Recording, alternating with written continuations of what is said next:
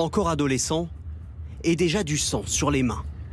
Dans une vidéo diffusée sur une messagerie cryptée, Mathéo, jeune Marseillais de 18 ans, se vante des contrats qu'il aurait passés pour tuer.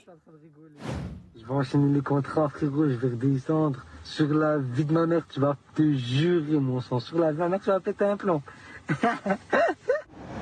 Arrêté et mis en examen pour 3 assassinats, il est soupçonné d'être un tueur à gages.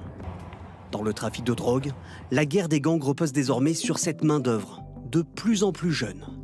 Des adolescents de parfois 14 ans basculent du statut de petit dealer à celui de tueur, prêt à assassiner pour le compte de commanditaires, donneurs d'ordre depuis leur prison.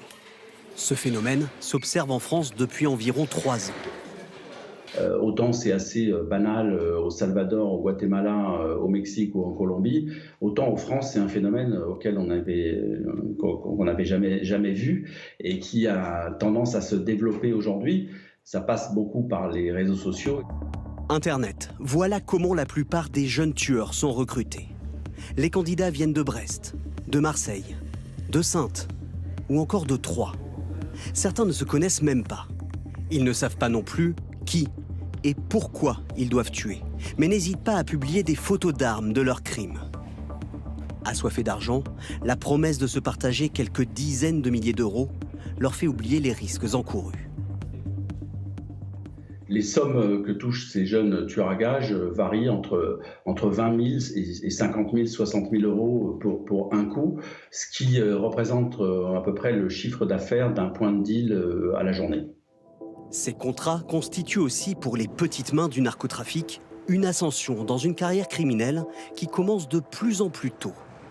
Certains, à peine sortis de l'enfance, n'ont souvent aucune conscience de la gravité de leurs actes. C'est des jeunes qui n'ont plus d'appréhension de ce que c'est que la réalité, parce qu'ils sont sans arrêt dans des mondes où on ne fait plus très bien la différence entre ce qui relève du virtuel et ce qui relève du réel, ce qui est un meurtre dans un film ou une vidéo et ce qui est un meurtre dans la réalité. Et donc pour les plus fragiles d'entre eux, c'est des proies idéales parce qu'ils ont été habitués à être sous emprise. Sous emprise de commanditaires qui leur font exécuter, à peu de frais, leurs projets criminels.